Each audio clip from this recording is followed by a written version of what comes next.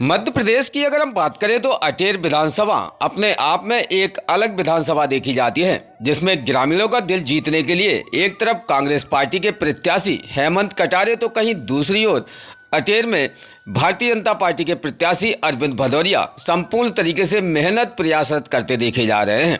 साथ ही यहाँ जनता के बीच में यहाँ एक दूसरे पर आरोप प्रत्यारोपित भी कर रहे हैं।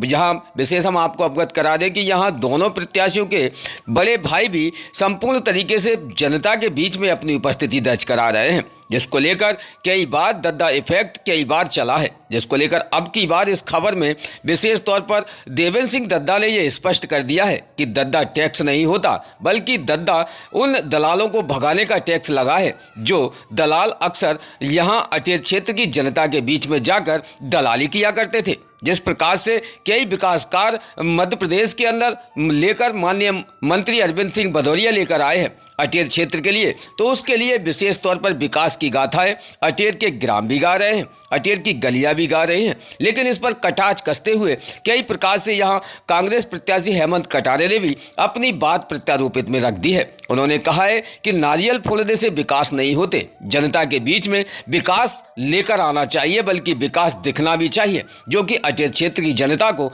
अभी भी विकास दिखाई नहीं दे रहा है। तो जहां चुनावी समीकरण चल रहे हैं, तो उन चुनावी समीकरण के बीच में आज हमारे बीच में दोनों प्रत्याशी हैं और साथ ही यहाँ देवेंद्र सिंह दद्दा भी हैं। जहां जनता के सवाल हैं तो उनके जवाब देने के लिए यहाँ तीनों प्रत्याशी विशेष दोनों प्रत्याशियों ने क्या कहा है, जानते हैं स्पेशल खास रिपोर्ट में, जहां हमारे संवाददाता कपिल त्रिपाठी के माध्यम से विशेष ये स्टोरी बनाई गई है। जहां क्या कहा है यहाँ माननीय अरविंद सिंह भदौरिया जी ने और माननीय सत्यदेव हेमंत कटारे ने, जानते स्पेशल खास रिपोर्ट में। बेंसकाल ब्यूरो रिपोर्ट, इमरान अली खान। मेरा कहना है भारतीय जनता पार्टी दुनिया का सबसे बड़ा संगठन है। ताकत जब तक है कि पेड़ से पत्ता लगा रहे, तो पेड़ से पत्ता लगा रहता है तो उसमें ऊर्जा रहती है, जिंदा रहता पत्ता। पेड़ से अलग होने के बाद पत्ता जैसे मुरझा जाता है, उसी प्रकार से बाकी लोग मुरझा जाएंगे। इसलिए मैं उनको भी निवेदन करना चाहता हूं कि भारतीय जनता पार्टी ने बहुत से लोगों को बहुत कुछ दिया है, कई लोगों को कुछ भी नहीं मिला, वो भी भारतीय जनता पार्टी के साथ खड़े हैं। तो मेरा उनसे आग्रह भी है कि भारतीय जनता पार्टी के साथ चलें, विकास के साथ चलें, आशा और विश्वास के साथ चलें। इसलिए मुझे लगता है इसका कोई बहुत ज़्यादा असर भारतीय जनता पार्टी पर पड़ने वाला नहीं है। वही हेमंत कटारे ने चुनाया है, कोई पत्र भी लिखा है, थाना प्रभारियों को लिख कहा है तो मंत्री के आदेश पर थाना प्रभारी बने हैं, चुनाव में गड़बड़ी करेंगे, क्या कहेंगे? ये उनका अंदर का भय है। जनता जनार्दन के बीच से चुनाव होता है, जनता के वोट की आवाज़ से चुनाव होता है। उसमें ना प्रशासन का रोल रहता है, प्रशासन का रोल रहता है फेयर चुनाव कराया जाए। और मैं जब मिनिस्टर होने के नाते मैं सबको चिट्ठियाँ लिखता हूँ, मेरा दायित्व है, ड्यूटी भी है। तो ऐसे तो मुझे लगता है कि 50% 60% हमारे जो कलेक्टर वगैरह SP है वो भी किसी न किसी द्वारा स्वाभाविक रूप से पत्र में, नोट शीट में गए भी होंगे। तो ये आरोप निराधार है, निरर्थक है। मैं उन माननीयों से निवेदन करना चाहता हूं, बड़े आग्रहपूर्वक और प्रेम पूर्वक, कोई आलोचनात्मक ढंग से नहीं, कोई आवेश में आके ढंग से नहीं।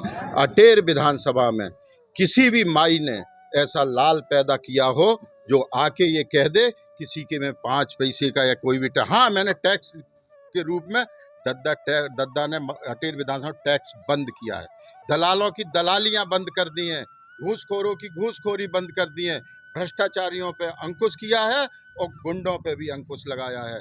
आज के पहले टैक्स की बात कर रहे, जिसके पास कुछ होता नहीं तो वो अपना गंजा अपना सर हो जाता है, वही बात उनकी है।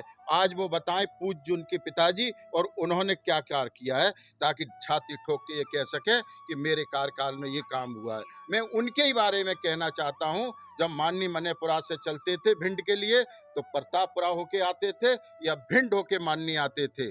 जब भैया ने, माननीय अरविंद भदौरिया ने ये कदम उठाया कि सुरपुरा से लेके परा तक की रोड बनाएंगे, 2008 में कहा था, तो उनके पूज्य पिताजी ने कहा था उनके पिताजी भी बनवा दें, क्योंकि उनकी भावना ऐसी थी, फूट डालो राज करो की।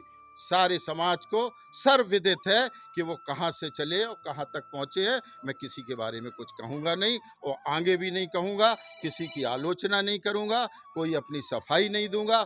हाँ, मैं उनसे कहना चाहता हूँ, एक दिन मंच पे कह रहे थे कि कलेक्टर SPO की खाल खिंचवा देंगे, वो उनकी भाषा है।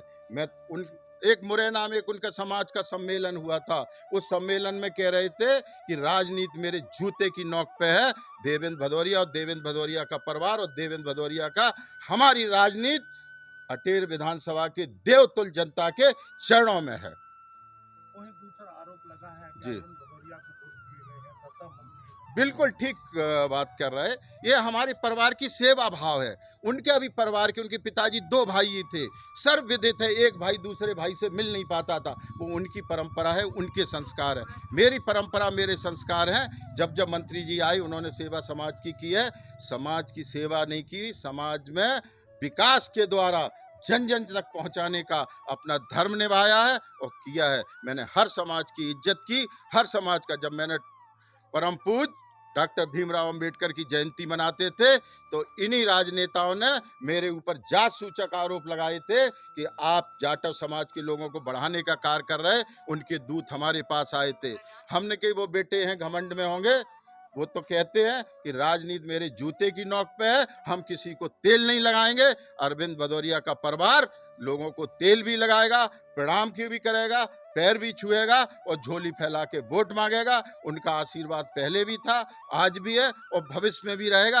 ये अटेर की जनता है, ये बहुत समझदार है, बड़ी स्वाभिमानी है, बहुत वैसी जनता है, मान सम्मान चाहती है। मान सम्मान में कहीं किसी की तरफ से कोई और भी कुछ आरोप लगा सकते, मैं तो वो तुच्छ बात है अपने मुँह से नहीं कहूँगा। भैया अपने गलेबान में पहले झांके, हमारे प्रतिद्वंदी लोग अपने परिवार के बारे में झांकें, अपने संस्कारों को देखें। मैं नहीं वो शब्द कहूँगा, सर्वविदित है वो जानकारी। कहीं किसी के कोई मोबाइल से कोई चैट डाल सकता माइकल लाल? मेरे मोबाइल से मेरी चैट डाल के दे दे।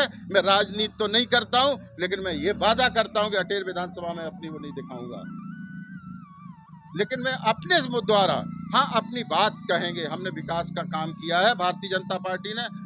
देखिए, कद्दावर नेता को दद्दावर ने डुबा चुका है, तो मैं कोई टक्कर नहीं मानता। हमारे सबसे हल्के प्रत्याशी मैं समझता हूँ 230 विधानसभाओं में अटेर में मिला है भारतीय जनता पार्टी की ओर से।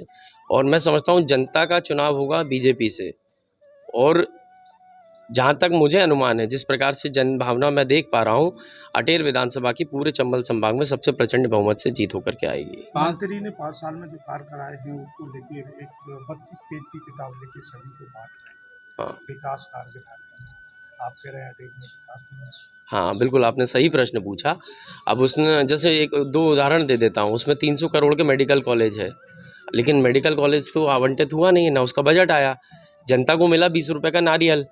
ऐसे ही आप कनेरा योजना की बात करो तो कनेरा योजना में भी जनता के मुंह सिर्फ नारियल लगा है।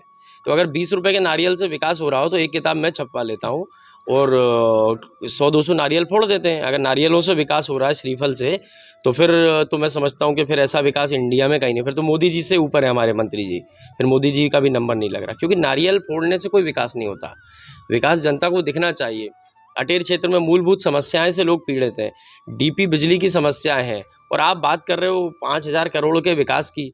500 रुपये आपने विधायक निधि लगाई हो किसी गांव में, तो मुझे नाम तो बता दो उस गांव का। मैं आप पत्रकार बंधुओं से पूछ रहा हूं, आप मुझे अटेर विधानसभा की 101 पंचायत में से सिर्फ एक गांव बता दो जहां मंत्री जी की विधायक निधि लगी होगी, 5 साल की विधायक निधि। आप बताइए, कहीं कुछ नहीं विकास हुआ।